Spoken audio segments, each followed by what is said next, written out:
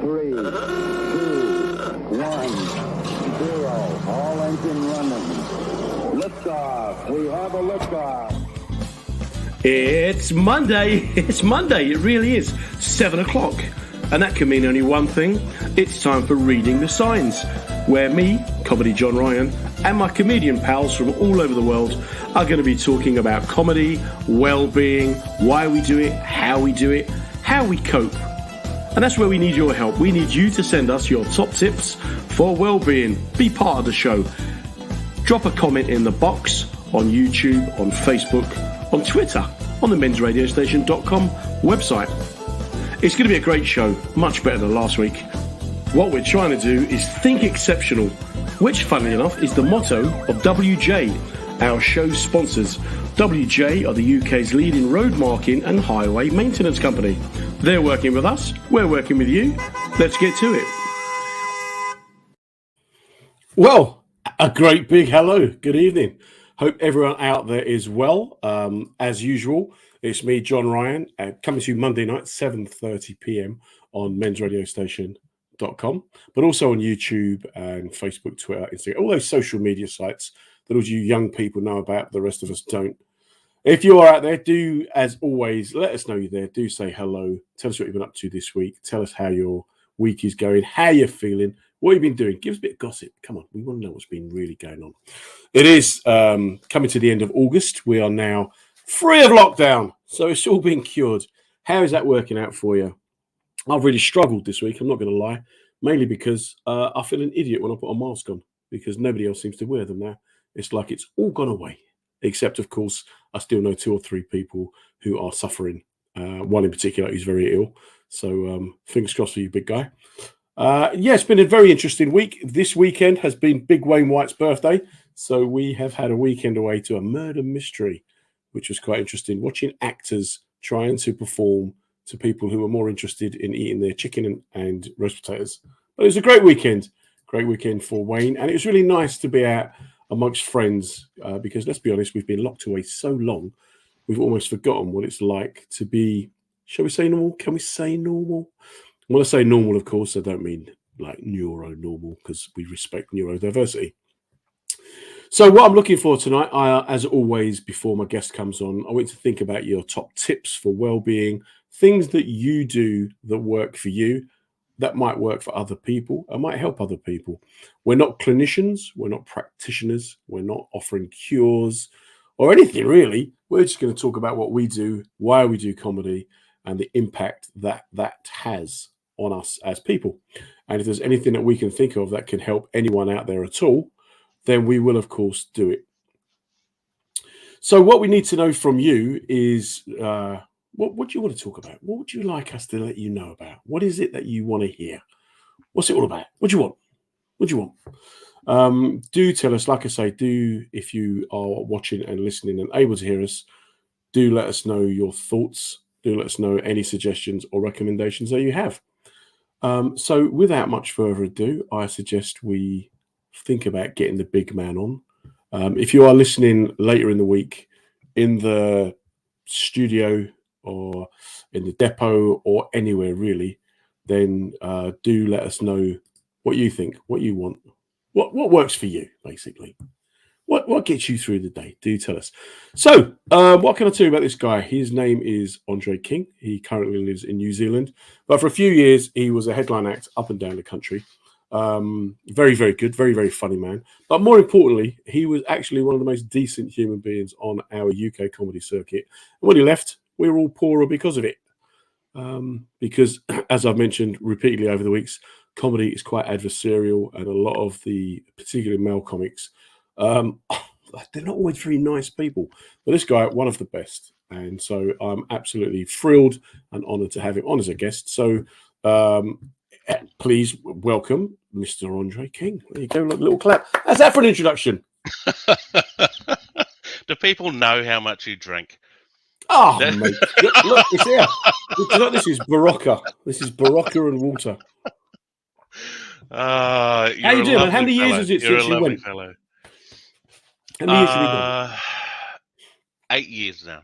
8 years? 8 You haven't years, aged, man. mate. It's New Zealand must be so laid back. You look as young as the last day I saw you in your front I room, sleep in a Tupperware container filled with cotton wool. mate. That's how tall are you? 6'4". 6'4". 6'4". Yeah, that's a lot of Tupperware, mate. Yeah, And it's a lot of I plastic. thought you Kiwis were all about saving the environment, and that's what you do with all the plastic, just making places for giants to sleep in. Yeah, well, it's an heirloom thing. I'll pass it on to my kids and so on and so on. And then, how do you how do you describe yourself culturally, Joy? Culturally, Yeah, Kiwi. Kiwi Kiwi. is probably the best bet.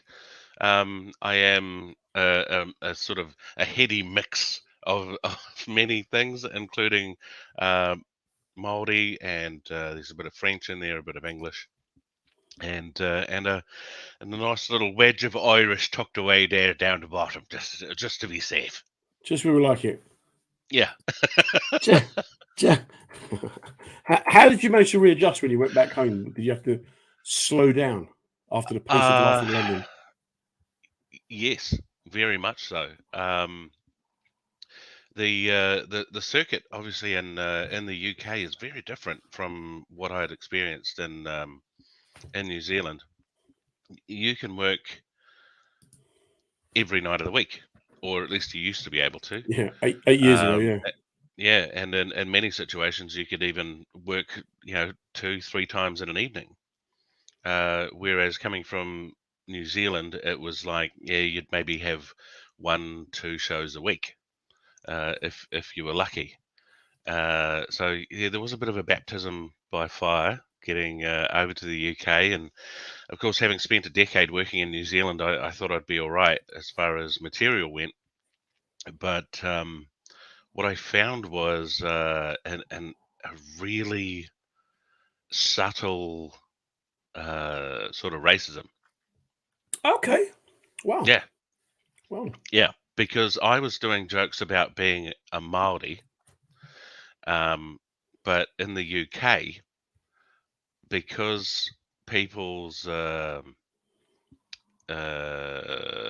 sort of vision of Maori revolved around the All Blacks, and in particular Jonah Lomu, uh, Yep. because I wasn't dark skinned enough, I was deemed to be taking the piss out of Maori and therefore a racist.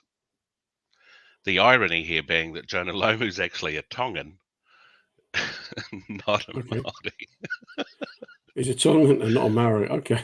Yeah. Okay. So, but what it did was it kind of lit a fire under me to write material that was that didn't focus quite so heavily on myself and my culture, and instead looked for it sort of sent me down the path of trying to identify cultural sort of differences between what I was familiar with and what I was now faced with. And that ended up being my Edinburgh show, I think, in 2012, 2013. Wow. Hmm. So how did you get into comedy? What were you doing before comedy? I was a private investigator. Oh, mate, that's a whole new show right now.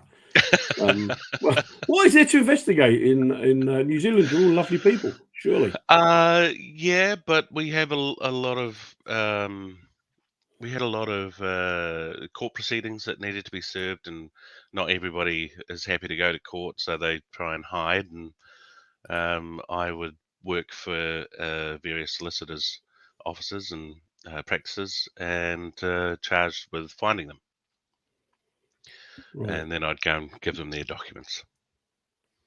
Predominantly, Okay. that was kind of the bread and butter. The flip side were like insurance fraud, and then a very small sort of section of the market was divorce proceedings. Wow. Yeah, So, do you think most was there a collective sigh of relief when you took off? when I took off. Yeah, when you left New Zealand to come to England to become a full time comic over here. I, it was problematic, because working as a comic, and then also having sort of there was a crossover period where I was both a private investigator and a comedian, and I was on TV as a comic, Oh wow. and then knocking on people's doors, going, "I've got these documents. Does this bankruptcy notice to serve? Are you such and such?" And they'd be looking at me going, "Didn't I? Weren't you on telly the other night doing the jokes?" It's like, no, that wasn't me. Please take these documents. So with that, so on telly, but just doing stand up, not acting. Well, yeah, I started off doing stand up, and then as a result of the stand up, got more and more acting gigs as a result. I just love the thought of you playing a villain in a crime thriller, like a serial killer, and then Ah, turning up at someone's front door to collect a debt. there is that. So I was on Shortland Street for a while, as the head of the Whitetail Gang, and I played a character called Vince Pig Dog Laws, and I kill a guy with a crowbar Wow, while in the midst of a burglary. wow. And yeah, for probably 6 months after that, my job got a whole lot easier. Just knocking on doors and talking to people, and you could tell immediately if they'd seen the soap and seen me in it. So would you ever get asked for an autograph while they were signing their warrant, or? Never got asked for an autograph. I did get asked for a photo. Oh, that's hilarious. And oh yeah, that was an interesting period of my life. So growing up, then were you always the funny guy in the group? Were you always the funny guy at school? Um, well, I've been on stage since I was 5. My father was a country music guitarist, Oh for wow, a prominent country musician here in New Zealand by the name of Patsy Rigger, and we had, all of that set would come round to our house, and it wouldn't be unusual to see the Suzanne Prentice or Jodie Vaughan, um, hanging out around home somewhere, and so I was always very comfortable on stage. Like, it wasn't anything, because I'd grown up in it. It wasn't something that I viewed that set me apart from everybody else. The whole concept of people being afraid to get up on stage in front of other people was pretty foreign to me until I started sort of doing solo work on my own. I just I wonder though if culturally then within New Zealand, because we all we know about New Zealand, all I know about New Zealand, right? Obviously, the All Blacks are just a group of superhumans um, who will eventually appear in Marvel action films, but also that you're just very nice people. I don't think I've ever met a horrible Kiwi. I'm sure there are some, but you probably just don't let them travel. Yeah, we try to keep them under lock and key here if we can. You know, um, the nicer ones get passports, and if they screw it up while they're overseas, those get revoked, and they come home and sort of sit in the naughty seat, don't they? Yeah, I've often wondered if at the airport at Auckland there's a sign. You know, when you go to Alton Towers or a holiday park, if you're shorter than this sign, you can't go on the ride. I've Yep. often thought maybe you've got a similar thing at the airport going. If you're shorter than this, like 6'3", you can't leave the country. Yeah, it's right up there with the signs at Heathrow that say, "If you can't pronounce Magaluf right, you can't get on the Magaluf, plane." Shagaloof. We've we've got to quickly just mention Pat Rollink. Pat Rollink has sent you a good evening. If you remember Big Pat from Glasgow. I do, I Yeah. do. I remember working with him at Jongleurs in Glasgow, actually, and he was on stage when I arrived, and I walked into the room, and there were just these booms, these peals of laughter roaring forth from the crowd as he was delivering this line about going fishing, this joke about going fishing with his mate. And well, I'm not going to tell you the punchline, but it was very funny. That was my first introduction to Pat, and of course, walking in there and just seeing him just letting rip with this this Glaswegian crowd, and it was phenomenal. It really was phenomenal. Well, again, another nice guy, big heart like yourself. I think he probably took over the role of the big-hearted comic on the circuit once you disappeared. But Oh, he's a it's lovely fella. interesting. It's interesting. Yeah, great guy. Interesting to me that you experienced tough times here. Did you find your first gig in England? What was that like? The first gig, I think was with Mirth Control, Okay. and um, yeah, what I found was um, that I think we'd maybe gone over to Guernsey, and we were doing a show over there. It was my first. It was. I did find it quite odd because I'd literally landed in London and was still horrifically jet lagged, and then within 24 hours had to go back to the airport and jump on a flight to go to Guernsey, and then landed in Guernsey. My eyes are hanging out on stalks, and I just had my routines that I was doing in New Zealand, and Jeff Whiting, who runs Mirth, had asked me to headline. Um, I think, did he ask me to headline? I might have been opening. I don't remember my position, but I Hmm. do remember that I got up and I did my jokes about being from New Zealand, and they sucked. They were really bad. Like they just didn't go over with the audience. And it wasn't until afterwards, that was the show where they came up and went, we didn't actually think you were a Maori. You look more sort of Eastern Bloc, Okay. Eastern European. Eastern So European. Oh, my we name thought, Andreski. yes, jak se máš? Brilliant. Just brilliant. So I sort of realized, okay, well, I've got to change my routines, and I just got really busy writing. But that was the gig that did it, and I'd set myself rules that to start off with, for the first 3 months, I wasn't going to work for anything less than 50 quid inside the ring road and 100 Okay. quid outside. Yeah. Um, and then I was working for Mirth, and I was doing 7 shows a week, and they were all falling in that 50 and 100. Right, 50 and 100 outside the ring road. So at the end of 3 months, I developed more material, and I went, right, so as of today, I'm not going to work for anything less than 100 quid inside and 200 quid outside. And of course, I let the bookers know, and I found that I started working uh, sort of, instead of 7 days a week, I was only working 3 days a week, 4 days a week, Yeah. but I was getting the rates that I wanted.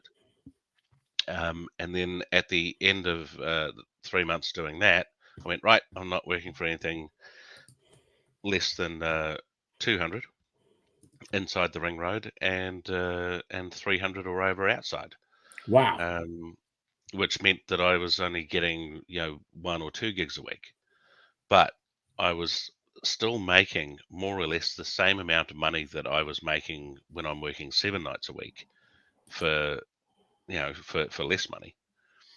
And the reason behind that was because I had to cover all of my travel expenses and Yeah.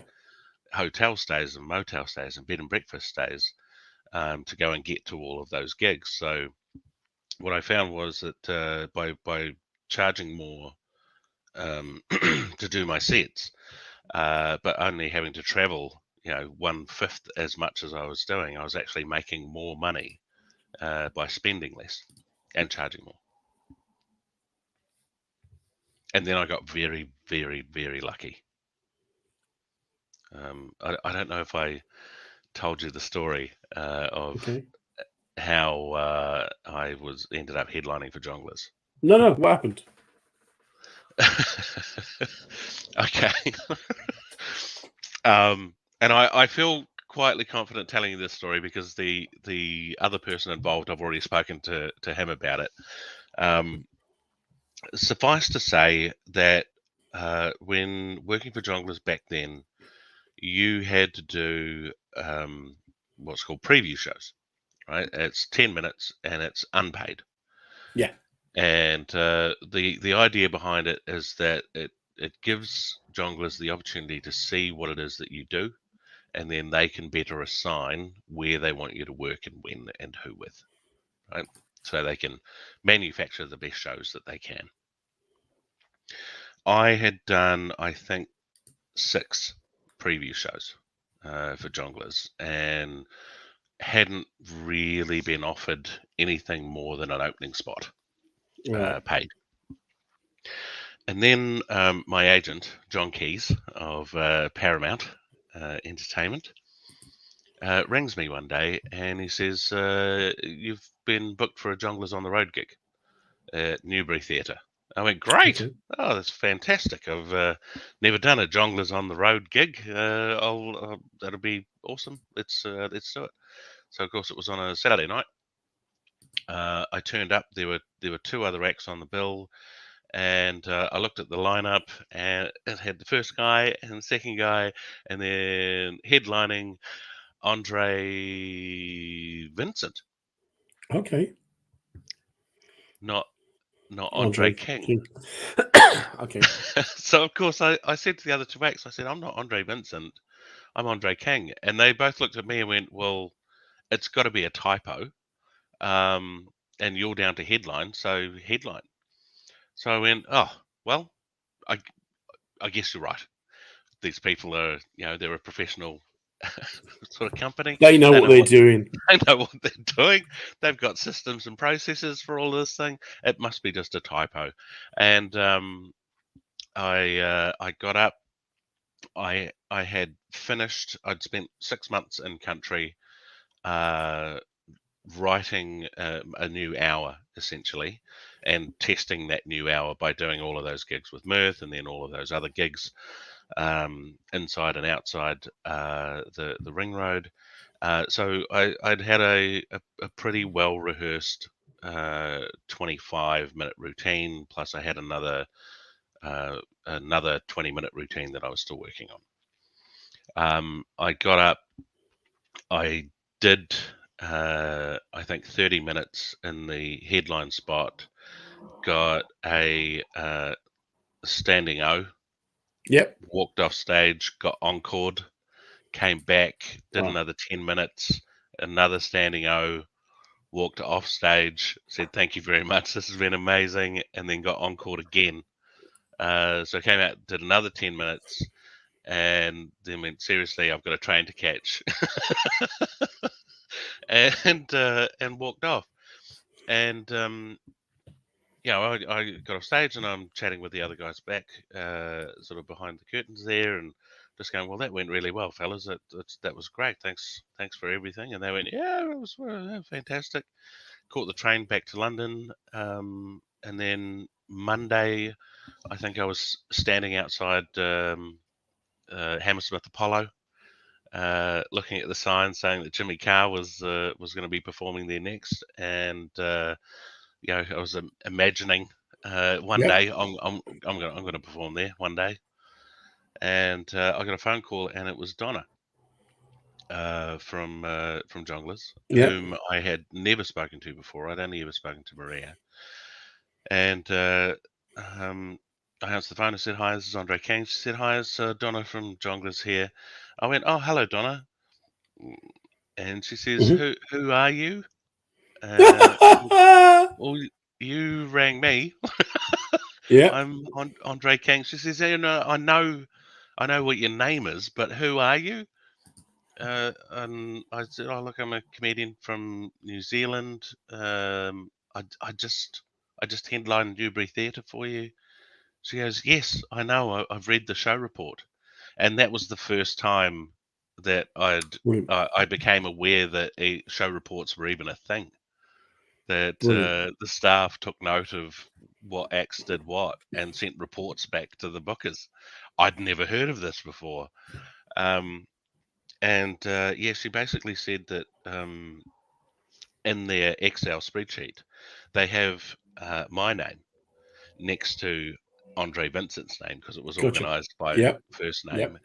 And in moving across the page, they'd inadvertently gone up a line and rung my agent's number Yeah. I've got rather you. than Andre's number. So, of course, as soon as I found this out, I immediately messaged Andre and I went, "Oh my God, I'm so sorry. Apparently, I was booked. They meant to book you, and I did the gig." And um, I was all set to offer him the money that I'd Wow. gotten for the gig. Uh, and uh, and he basically said, "Well, it's fate." It- this was a guy that I'd never heard of, that Yeah. I'd never worked with before. I was new to that circuit, and I had messaged him to say, I'm really sorry, but Yeah, I think I've I was taken your booked for this gig. in error. Yeah, like I felt terrible about it, but he said, "Look, don't worry. If it was meant to happen, it was meant to Yeah. happen." No, that's right. Um, That's right. so I said, "Thank you very much," and Jonglers started booking me to headline because Donna said, "There's no point in booking you for anything else, Yeah. given the report." So, of course, I had immigrated to the UK to try and gain experience by working, opening, Yeah, middling, work your way up. and emceeing, so that I had the opportunity to work with other headliners and see how they were Yeah. doing it. Yeah. And all of a sudden, I found myself headlining, and I had guys that were 10, 12 years in, working on Yeah. the UK comedy circuit, now coming up to me asking how I did it. Yeah. Yeah. And it's like, oh, dude, get lucky. Be fortunate, be in the right place, and At the right time. Yeah. luck is about fortune and opportunity, as far as I'm concerned. And Well, you I you were not out of your depth on that bill, and subsequently, whenever I saw you, either headlining or comparing, you never looked out of place, mate.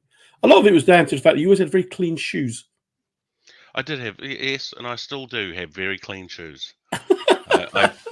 That comes from being in the military, I think. There you go. Uh, Before we get into your military thing, let me just um, give a shout out to our show sponsors, WJ, who are the UK's leading road marketing highway maintenance company.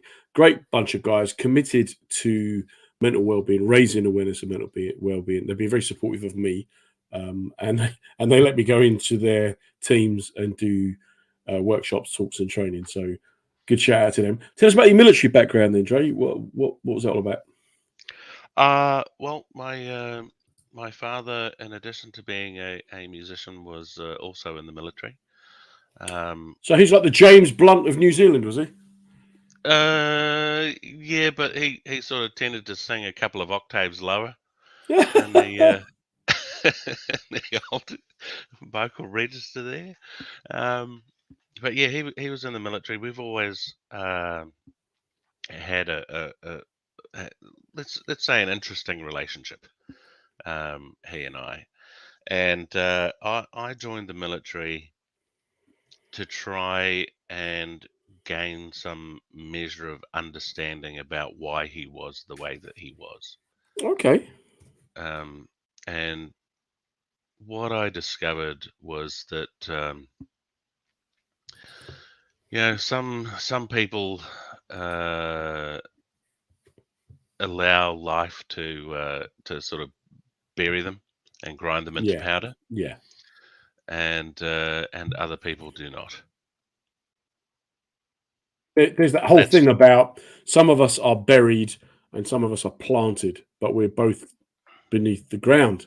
And yeah, I've always been fascinated with how people put like you've always been very positive, mate, and you would put a positive spin on most things. Very thoughtful as well. So that thing of when you're stuck in a hole, you're either buried or you're planted. You either rise and grow from it, or you just accept your fate and just be covered with dirt. yeah. Always. So quite an interesting analogy that you made there. What did you learn then from all that? Uh, uh, well, I learned the army taught me many things. Not the least of which was that every plan is perfect until the first shot is fired. Good. Um, After that, uh, you just kind of take your chances. And life is a lot like that. You know, you have a plan, an ideal of what you would like to be able to achieve in your life, but every step that you take towards implementing that plan sets off a chain of events that you have no control over. Right. And being in the military, it taught me to be very fluid with with my plans and the execution of those plans. And instead of A plus B plus C equals D, focus on your goal.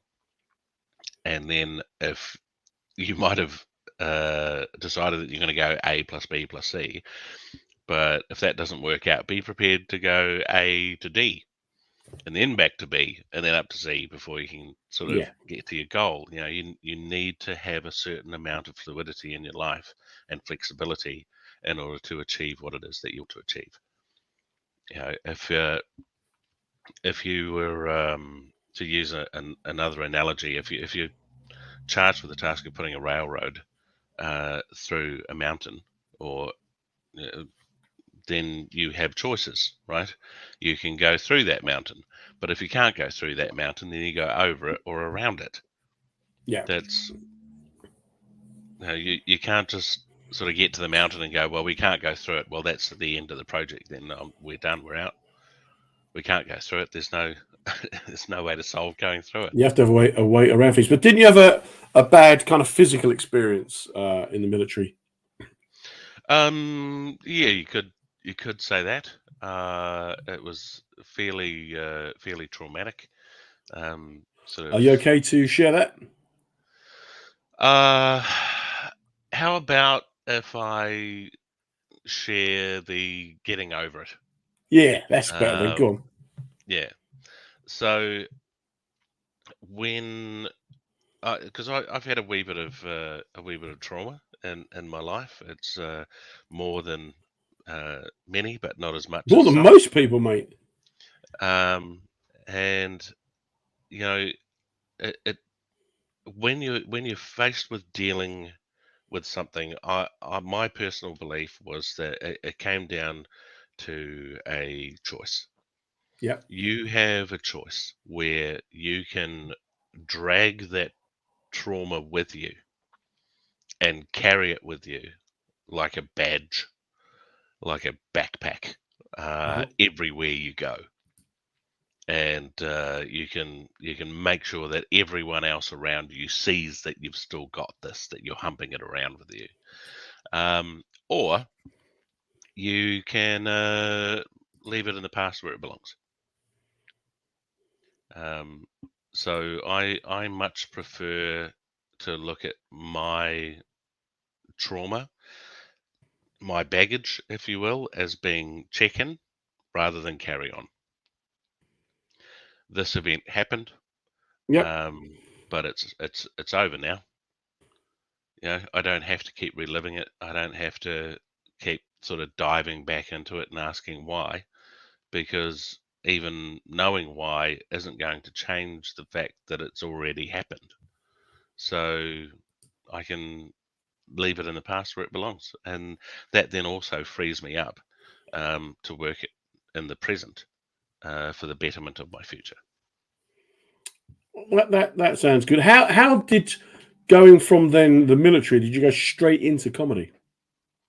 No, no. So I went from the military into private investigation and security Okay, work. and then from And that into yeah, from were that, you like one of the lads with the banter when you were in service? yes, very much so. Um, so yeah, it was actually in the military that I started learning magic. Because when you're on leave or when you're in the bars on bases, um, you would be hanging out with your mates, and we'd all be doing bar tricks Yeah, in order to get drinks out of your mates. So after I was medicaled out, I started a family, and one of the things that I could remember growing up was my grandfather showing me sleight of hand magic, and it gave me a real sense of wonder about the world, and that maybe what I'm being told is impossible at school is not necessarily impossible. It could actually be possible through this magic that Granddad had showed me. So I once I got out of the military and realizing that I had my own family on the way, I wanted to give my kids that same sense of wonder that I had growing up. So I started teaching myself how to do magic. And then for my daughter's 3rd birthday party, I put on a 45-minute magic show for her with props that I'd made Wow. myself. And she, of course, had invited all of her friends from daycare, and all of her friends from daycare very kindly brought their parents with them because none of them could drive. And Being yeah, 3, is that what it was down to? What laziness? yeah, It was I know. down to them being Yeah. 3-year-olds. I get that. I get that. So yeah, they came along and they saw the show, and afterwards they just went, "Oh, that was amazing! It's my kid's birthday in a couple of weeks. What do you charge? Can you come around and do a show for my kid?" And I wasn't doing this professionally or anything. So I just said, "Oh, bottle of bourbon," yeah, because that was my tipple of choice back then. And they went, "Yeah, sweet." So of course I'd turn up and I'd do a show and bottle of bourbon, and then I'd toddle back home. And the thing was, each time I did a magic show for at a kids party, there'd be 2 or 3 other parents that would come up and go, "It's my kid's birthday on this date. Can you come round? Can you do this? Can you do this?" And it ended up where I was doing so many magic shows, I couldn't drink enough, and I ran out of room in my liquor cabinet. So I'm gonna have to think of another form of payment. Yeah, so I thought, well, a bottle of bourbon's about $50, so I'll charge $50 to come and do a show. And they said, yeah, no problem. And I thought that was a bit easy. I wonder how much I can charge. So of course the next person that asked, I said, oh yeah, it's $100. And they went, great. And I went, that was still too quick. All right, $200. And charge the next person $200, and that was fine. I just went, geez, I've been undercutting myself for a Yeah. really long time. Yep. So I went 300, and that was okay. And 400, Wow. I said $400, and the guy went, oh, that's yeah, I think we can do 400. And I'm like, gee, what the hell is going on here? And the next person, I was at the $400 show, and a person came up to me and went, that's such a great thing. It's my kid's 5th birthday coming up. Can I book you to come around and do a magic show for my son? I went, sure. I'm pretty sure I'm free on that date. And he says, what do you charge? I said, $500. And he goes, ooh, $500. And I actually touched him on the shoulder and I said, mate, it's not a problem. Not everyone's as wealthy as these guys. Not everyone can afford it. And he just went, no, I can afford it. No, that's not a problem at all. And I went, right. So I found the level at what I should be charging or what people are comfortable paying. And you stayed at that. And I stayed at that. I stayed at that until I was booked to do a 21st birthday party. And I realized very quickly I had no idea how to do a show like this for adults. Okay, yeah, I can see that. Because I went up to the birthday girl, 21 years old, and in character that I developed, just went, hello, would you like to see a trick? Brilliant. Of course, she's like, no, I don't, you creepy, get away from me. And I was standing there with a deck of cards and all my pockets loaded up with gimmicks and stuff, just going, oh gosh, I'm going to need to do something about this. Hilarious. So I caught up with another sort of industry friend, a chap by the name of Vaughan King, and we formed a sketch troupe called LMAO. with another guy called Jeff, and we sort of were doing sketch comedy that had a magic element to it, and I was using that as a method of improving my my banter, if you like, my patter, so that I could, we were performing for adults, so I had a better handle on what was going on. And then when the sketch troupe broke up, Vaughan went off to continue being a solo stand-up. Jeff decided that he wanted to try his hand at being a solo stand-up. So he took all the material that we'd written and used it as his own solo show. And I went back to being a private investigator because that's where the money was. So And you've gone from being someone who could make things disappear to someone who could find the people who had disappeared. yes, very much Nice little so. link there. Let me just briefly explain to anyone who's just tuned in, or if you're listening in the depots or on SoundCloud or on the mensradiostation.com website or anywhere else. I'm talking tonight with Andre King, one of the finest performers to come out of the Southern Hemisphere. There you go. Not just New Zealand, but actually probably the world, if I'm really honest, but I just don't want to big it up too much. He's talking to me live from somewhere in deepest, darkest New Zealand. How's it all going down there with the COVID stuff? Are you guys still locked down, or are you free to go about? Yeah, we've just gone into lockdown. We had we discovered a single community case of COVID about a week ago now, and the issue was that there didn't appear to be any connection to an MIQ facility or anyone travelling overseas. So because nobody knew how this person had got it, the entire country, just like that, level 4 lockdown. And have you all just taken to it? Is there a general consensus of?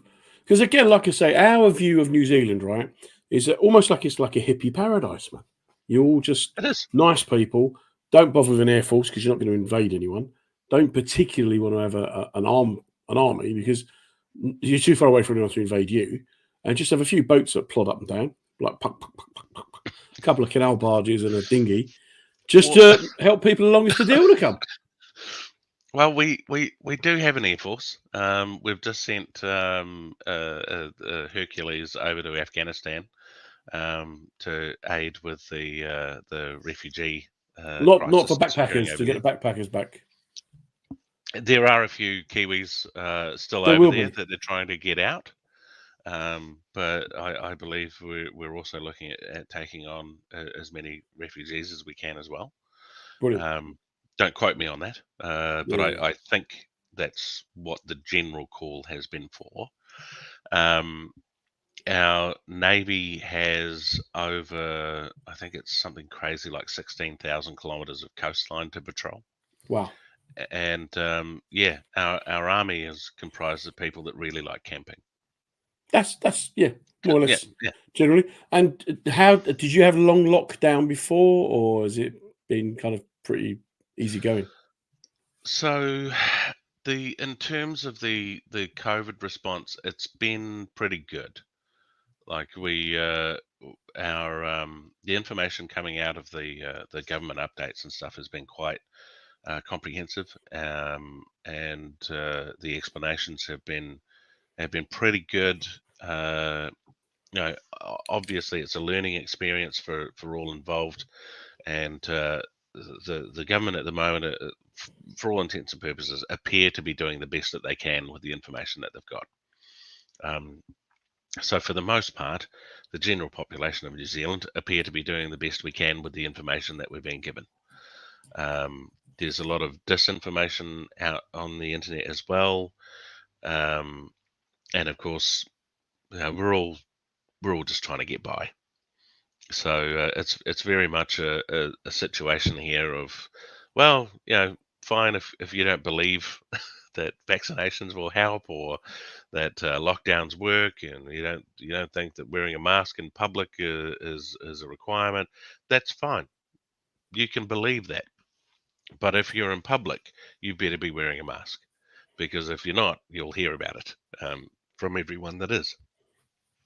But you guys have also got the coolest prime minister on the planet. I don't think anyone could argue that Jacinda Ardern isn't just. We'd all want her.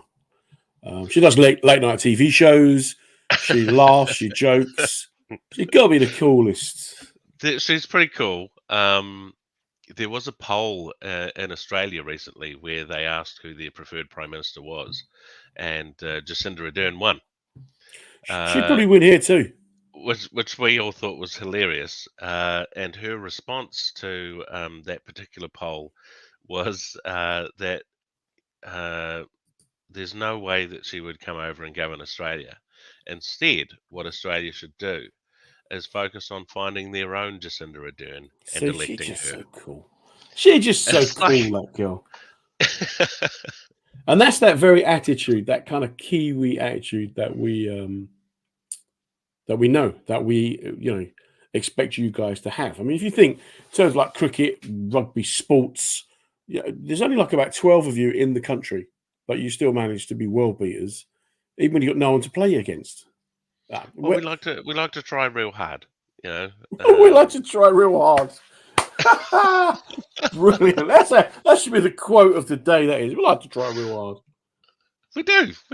You know, we like giving things a go, and I think a lot of that comes down to people like Ernest Rutherford splitting the atom, and Edmund Hillary climbing Mount Everest, and But why would Edmund Hillary? Why would he want to go and climb Everest when you've got mountains in New Zealand? What is it that drives you guys to want to leave the place that is paradise and then? Well, I believe Edmund Hillary was asked this question, and his response was because it was there. Okay, that's fair enough. I mean, if Mount Everest was here in New Zealand, then yeah, he would have climbed it here, but it was over there, so he had to go over there. I do see that. So tell us a little bit about the what's the place where you do your work, the Henry Bennett for the health board, the Henry Bennett House. Yeah, Henry Bennett. Tell us about that. How did you get involved with that? What is it? So one of my mentors on the comedy circuit was a comedian by the name of Jan Marie. She was actually in the UK working 2012, 2013, 2014, I think. So there's a little bit of crossover there. And she had started working, she lived in Hamilton and had started working with a group called Henry Bennett House, who assisted people who had mental health conditions, often brought on as a result of drug addiction or alcohol. And the whole point of her involvement was to teach these people comedy techniques in order to view the trauma in their lives with a comedic eye, and in that way could take those trauma stories, those triggering stories, and put a comedic spin on them, so that they then became a form of entertainment and something that they actually enjoyed talking about, as opposed to something that they preferred to bury and sort of harbour inside them.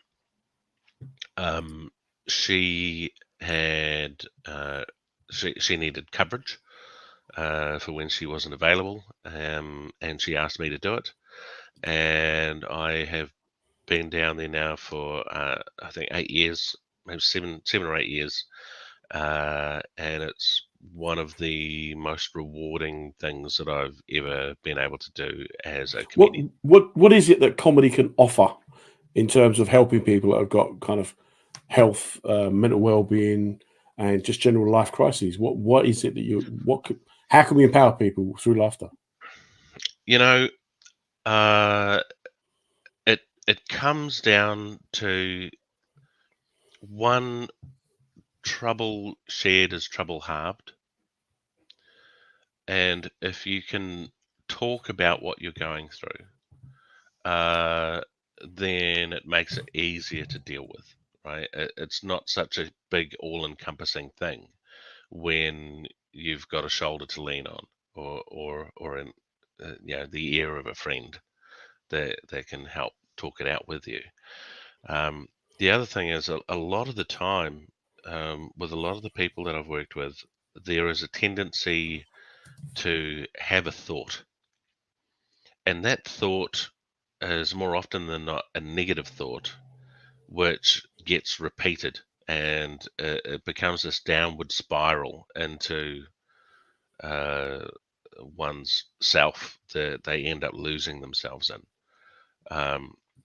And it can be something as trivial as doing a joke and not having people laugh or understand that joke, and then the thought pops into their head, "You're not funny," and each time they think about telling a joke at that point, this thought pops up again: "You're not funny. You're not funny. You're not funny. You're not funny," until eventually they believe that they're not funny, and therefore they're just not going to tell a joke at all.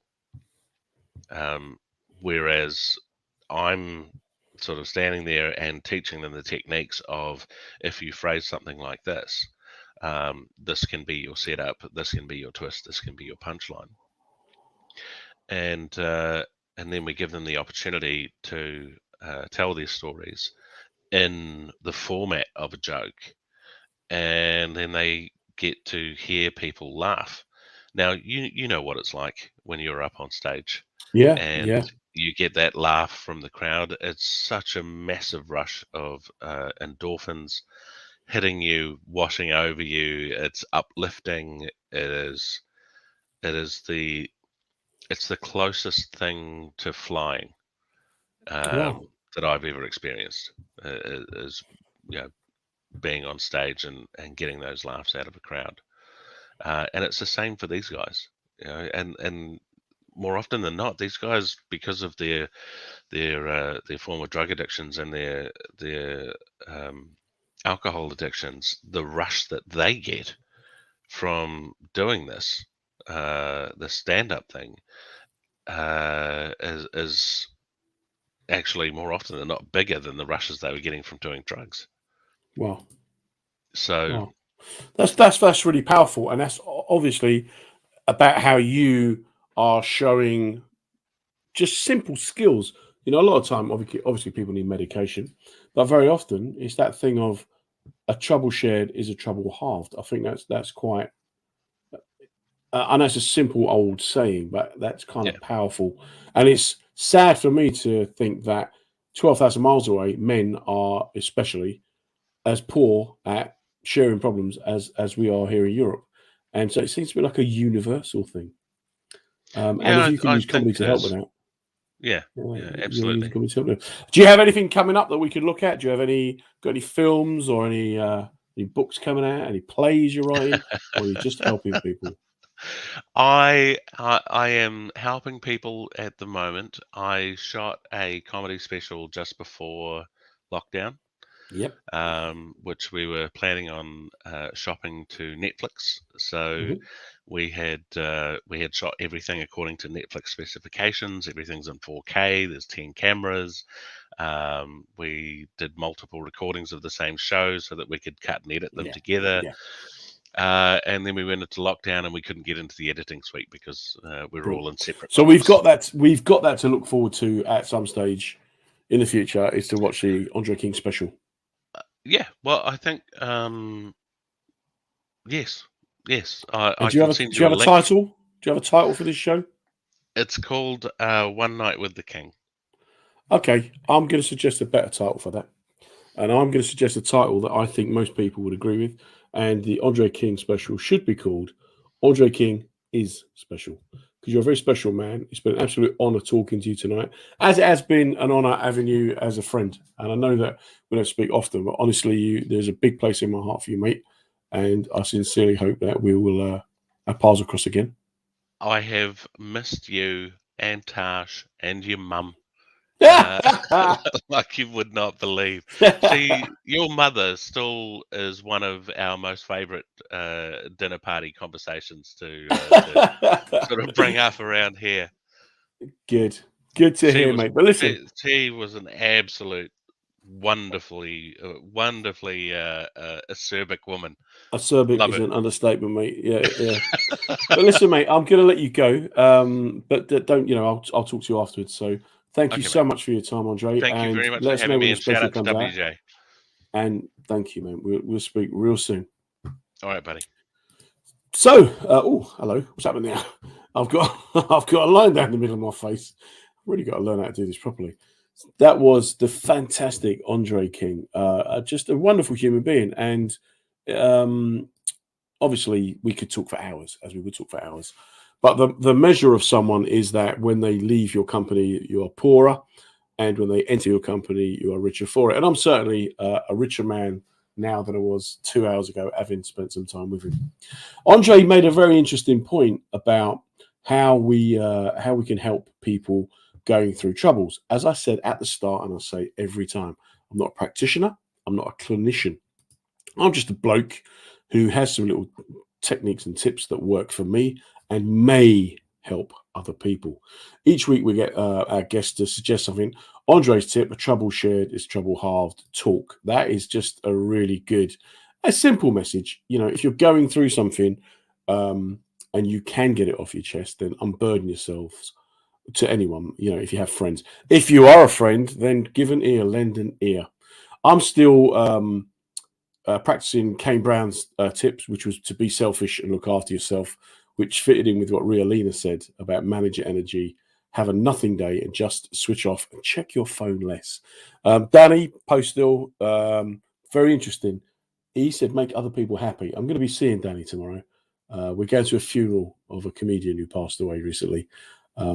And it would be quite an emotional day, I should imagine, because on the circuit, we don't see each other very, very often. But when we do, we have quite an impact on each other's lives.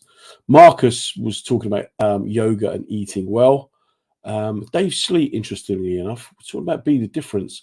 If you can't help yourself, try to help other people. And in that way, maybe you can be that difference. Philip Simon, of course, was talking about stick to a task.